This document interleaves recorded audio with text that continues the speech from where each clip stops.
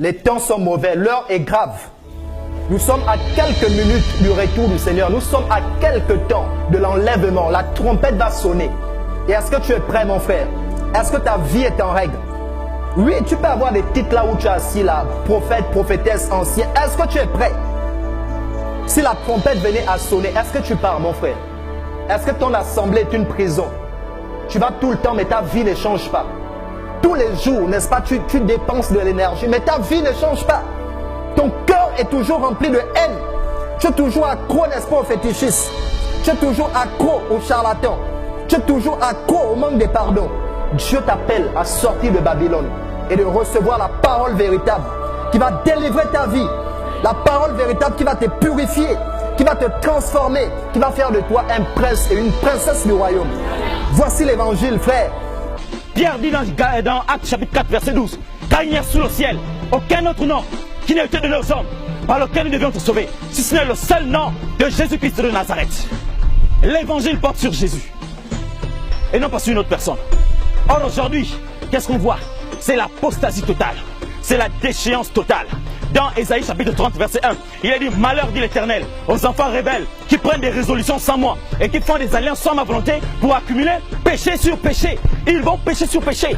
C'est ça les temps de la fin. Dans Matthieu 24 verset 11, Jésus dit: parce que l'iniquité se sera accrue, l'amour du plus grand homme se refroidira. L'apostasie.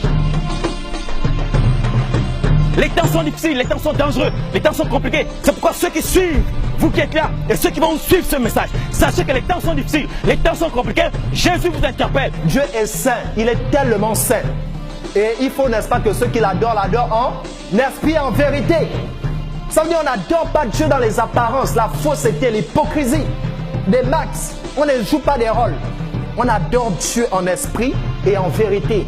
1 Thessaloniciens chapitre 4 à partir du verset 3. Ici, c'est Paul qui va recevoir, n'est-ce pas, le message de Dieu.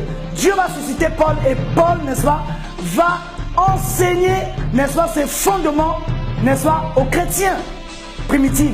Et il va leur dire ce que Dieu veut. C'est votre... Donc, premièrement, Dieu ne veut pas les dons. Dieu ne cherche pas d'abord les dons. Dieu ne cherche pas d'abord les talents. Dieu ne cherche pas d'abord les gens qui ont de belles foi. Dieu ne cherche pas d'abord des hommes et des femmes qui prêchent bien. Dieu cherche des hommes et des femmes qui se sanctifient. Or, c'est quoi la sanctification? Comme je le disais tout à l'heure, la sanctification, c'est se mettre à part. Ce sont des hommes et des femmes qui sont séparés. Mais séparés de quoi? Séparés du péché. Jésus est le chemin, la vérité et la vie. Donc Jésus est ton chemin. Sans Jésus, tu ne peux pas aller au ciel. C'est faux. Et Jésus, même Jean dit que c'est lui la porte. La porte est brisée. Tu vas rentrer dans la maison de Dieu sans passer par la porte. Tu vas passer par la porte qui est Jésus de Nazareth. Et il y a une clé pour ouvrir la porte. Et la clé pour ouvrir la porte, c'est la repentance. C'est la repentance qui est la clé. Jésus, le chemin, il est la porte. Mais la repentance est la clé pour ouvrir la porte. Donc, concubinage amène un enfer. Tu dois sortir du concubinage. L'impudicité, avoir les rapports sexuels, homme marié t'emmène en enfer. Tu dois sortir. Le mensonge, le vol, la tricherie. Même si tu nous manques un peu, même si tu voles qu'un morceau de viande, tu vas aller en enfer. Tu as besoin de te repentir. Parce que c'est le péché qui nous envoie en enfer. Paul dit dans 2 Timothée, chapitre 3, que sache que dans les derniers jours, les temps seront difficiles. Ce sont ces temps que nous sommes en train de vivre. L'apostasie est généralisée. Le péché dans les assemblées est pire que dans le monde. Comme Paul le dit dans 1 Corinthiens, chapitre 1, on entend dire partout qu'il y a parmi vous de l'impudicité.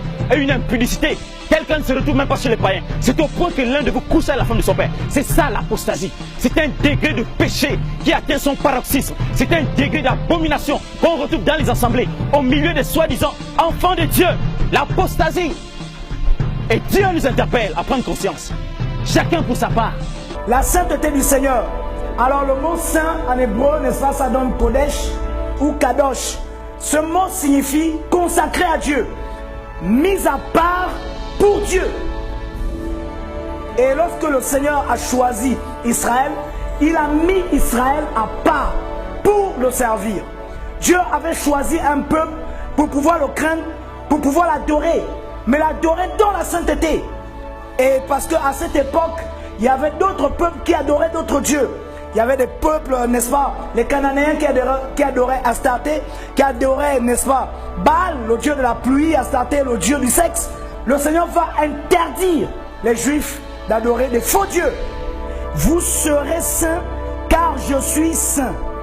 Et si vous invoquez comme Père celui qui juge selon l'œuvre de chacun, sans favoritisme, conduisez-vous avec crainte pendant le temps de votre séjour sur la terre.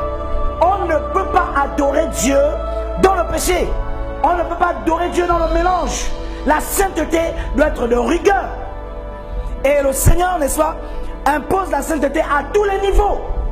Et dans 1 Corinthiens 6, verset 9 à 11, on nous dit quoi?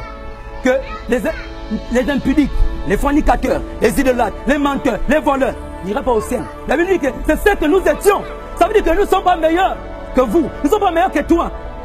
Là, on a eu besoin de se repentir. On a eu besoin d'avoir la clé pour nous délivrer de notre péché, qui était probablement le mensonge, qui était l'impudicité, qui était l'ivrognerie. On a eu besoin de la clé, d'ouvrir la clé pour entrer dans la maison de Dieu. Donc lorsque tu as la clé pour entrer dans la maison de Dieu, Jésus t'accueille. C'est pourquoi Jésus nous aime. Parce que lorsque tu restes dans ton péché, tu n'as pas la clé et tu iras tout de suite à la mort. Pourquoi? Parce que Jésus a la victoire sur la mort. Il a vaincu la mort et le séjour de mort. Donc avec Jésus, on a toutes les victoires. C'est pourquoi on a besoin d'avoir la clé qui est la repentance. Dans 2 Thessaloniciens chapitre 2, le verset 3, Paul dit que personne ne vous séduise d'aucune manière. Car il faut que l'apostasie soit arrivée au préalable. Les temps de la fin sont caractérisés par une apostasie générale. Et lorsqu'on voit apostasie, il y a l'idée de rébellion. Apostasie signifie rébellion, déviation, éloignement, écartement, déchéance totale. Et ce sont ces temps-là que nous sommes en train de vivre actuellement. Ce sont les temps de décadence totale, généralisée. Jésus dit dans Luc 18, verset 8, « Lorsque le Fils de l'homme reviendra, trouvera-t-il la foi sur la terre ?» Et Paul dit dans 1 Timothée chapitre 4, verset 1, il dit « Mais l'Esprit dit expressement que dans les derniers temps, quelques-uns abandonneront la foi, l'apostasie. » Les temps de la fin sont caractérisés par l'abandon de la foi.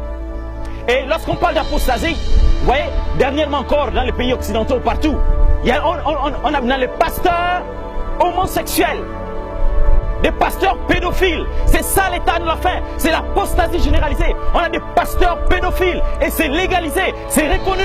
C'est une abomination aux yeux de Dieu. Parce que la Bible dit que tu ne coucheras pas avec un homme comme on couche avec une femme. C'est une abomination. Et ce sont les pasteurs qui sont reconnus comme ça. C'est ça l'apostasie. C'est ça les temps de la fin. Ce sont les temps que nous sommes en train de vivre. Et l'Église doit être interpellée par rapport à ça. Pour prendre conscience que les temps sont difficiles, les temps sont mauvais, il faut régler sa vie. L'apostasie. L'église que le Seigneur vient prendre n'a rien à y voir avec la religion. Ce sont des hommes et des femmes qui se sont mis à part pour Dieu. Des hommes et des femmes qui se sont séparés des souillures. Séparés et qui se préparent pour le retour du Seigneur. Ils ne cohabitent pas avec Babylone. Ils sont mis à part.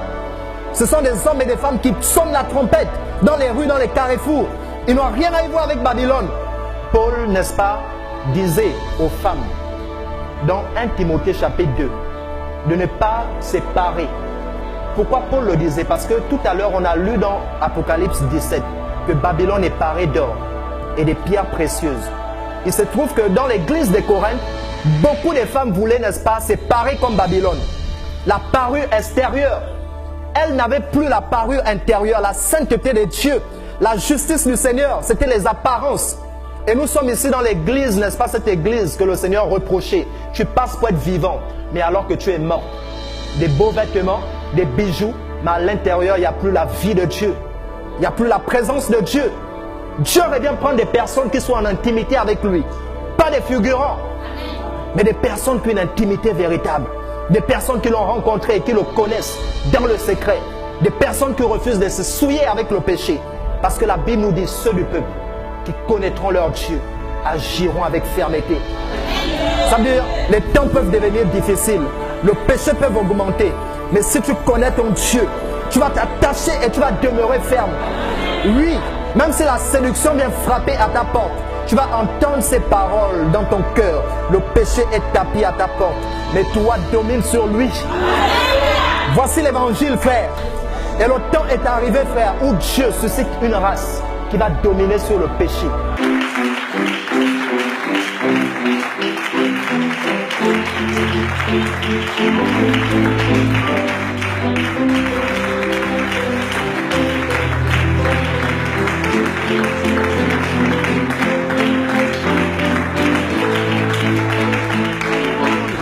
Aimez vos ennemis. Faites du bien à ceux qui vous haïssent. bénissez ceux qui vous maudissent et priez pour ceux qui vous maltraitent et vous persécutent, afin que vous soyez fils de votre Père qui est dans les cieux. Je n'ai pas besoin d'envoyer le feu à mon ennemi. Il a besoin de Jésus. Jésus est mort pour tous les hommes. La Bible dit que le Fils de l'homme est venu chercher et sauver ceux qui étaient perdus.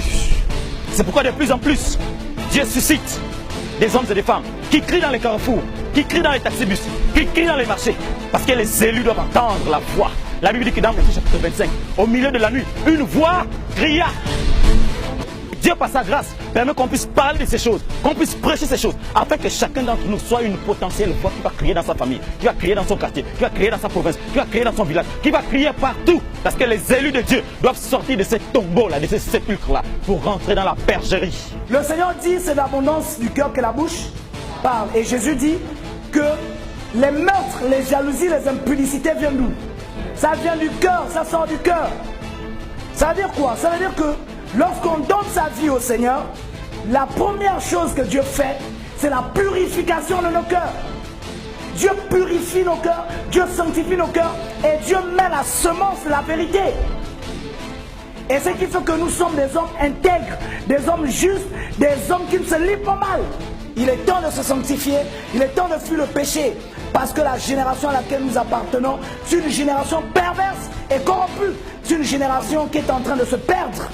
Et le Seigneur est en train d'interpeller pour ceux qui jouent avec le péché, pour ceux qui sont dans le monde, ceux qui ont un pied dehors, un pied dans l'église, de se repentir, de choisir le Dieu véritable. C'est le temps de se lever. Dieu ne te condamne pas parce que tant que tu es vivant, Dieu peut te relever. Mais la Bible nous dit, si vous entendez la voix de Dieu, n'endurcissez pas vos cœurs. Le Seigneur te dit, en ce jour, que tu dois te repentir. Parce que si tu meurs dans ta fornication, tu vas droit en enfer et non au ciel. Et même si on venait à faire une messe requiem pour toi, ça ne sert à rien. Parce que les pratiques des hommes, les coutumes des hommes sont vanité devant Dieu. Jésus nous tend la main. Il te tend la main ce soir. Quelle est ta décision? Va demeurer-tu dans le péché? Bien tu vas sortir de ton péché. Parce que le maître arrive. C'est plus le temps. Tic-tac, tic-tac, tic-tac, ça avance. C'est plus le temps de s'amuser. C'est plus le temps de demeurer dans le péché. C'est le temps de sortir. C'est le temps de se repentir.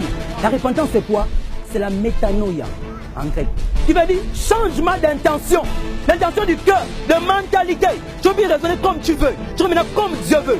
Et lorsque on parle de la repentance, on voit trois choses. La conviction. Donc à l'instant où je parle, tu es convaincu de ton péché. Tu es convaincu que la masturbation, c'est pas bon. Ton cœur t'accuse. Mais Dieu est plus grand que ton cœur. Tu es convaincu que le concubinage, c'est pas bon. Tu es convaincu de ton péché. Maintenant, quand tu es convaincu, tu confesses. Tu viens confesser ton péché et tu l'abandonnes. Dieu va adresser cette interpellation à Abraham de quitter la maison de son père. Pourquoi? Parce que Térak servait des dieux étrangers. Térak était, n'est-ce pas, esclave des divinités païennes. Et Abraham, n'est-ce pas, étant son fils, avait hérité de ces divinités. Et Dieu va adresser un message clair en disant: sors de ta patrie. Sors de tes coutumes, sors des traditions de tes pères et va à la rencontre de ton Dieu. Va vers le pays que je te montrerai. Voici pourquoi, quel est le message que nous devons prêcher en ces temps de la fin? Quel est le message que nous devons dire à cette génération? Nous devons dire à cette génération deux choses. Un, de sortir du péché. Deux, de sortir de Babylone. Parce que comme on aime souvent le dire, si Satan ne t'a pas lié par le péché, il fera tout pour te lier par des fausses doctrines. Il fera tout pour te lier par des traditions, par des coutumes, par, n'est-ce pas, des faux leaders, par, n'est-ce pas, des faux messages. Et la séduction est tellement subtile. Aujourd'hui, on parle de l'évangile lequel? Branham, on a les branhamistes aujourd'hui qui sont zélés pour ce faux évangile. On a d'autres personnes qui suivent un certain Kakou Philippe.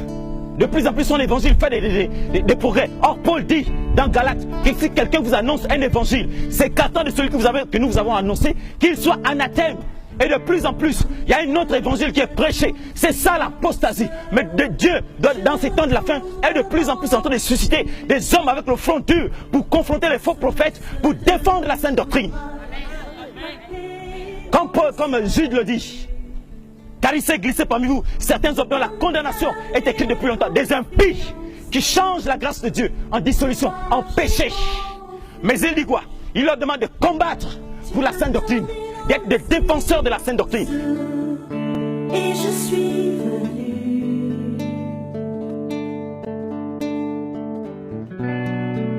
Sauveur de mon... Et dans Philippiens chapitre 2, il cite Saint-Tiche et Éphodie qui ont combattu avec lui pour la sainte doctrine. Tous les dimanches, tu chantes. Et c'est même toi, avant même d'arriver en assemblée, c'est toi qui as dormi avec une copine, tu as dormi avec un copain. Et il n'y a plus la crainte de Dieu a disparu dans nos assemblées. Les gens se moquent de Dieu maintenant aujourd'hui. C'est le temps de se sanctifier, c'est le temps de se purifier, c'est le temps de craindre Dieu. Parce qu'à tout moment, la trompette peut retentir. Les gens n'aiment plus entendre la sainte doctrine. On ne veut plus entendre parler de sainteté. On ne veut plus entendre parler de la crainte de Dieu. On ne veut plus entendre parler de toutes ces choses. On fait des fables. Des choses qui chatouillent les oreilles. Quand on dit reçois, oui, je reçois. On a déjà tout reçu en Jésus-Christ de Nazareth. On a déjà tout en Jésus. On a déjà tout en Jésus. La Bible dit béni soit Dieu, le Père de notre Seigneur Jésus-Christ, qui nous a bénis de toutes sortes de bénédictions spirituelles dans les lieux célestes en Christ. Qu'est-ce qu'on va recevoir? Oh, je coupe. Il n'y a rien à couper. Il n'y a rien à couper. La Bible dit rendez grâce au Père qui vous a rendu capable d'avoir part à l'héritage des saints de la lumière. Il nous a délivrés de la puissance des ténèbres. Tu n'es pas lié.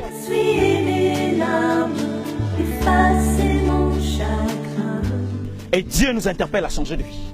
Dieu nous interpelle à vraiment examiner nos vies, à être sérieux, à craindre le Seigneur. Parce que, bien aimé, lorsque l'enlèvement, lorsque le son de la trompette va retentir, il y aura des cris terribles. Les gens vont pleurer terriblement. Parce qu'ils vont réaliser que là, c'est la catastrophe. L'homme impie va se lever. Il va persécuter terriblement les chrétiens. C'est pourquoi il faut se sanctifier pour partir et éviter la grande tribulation.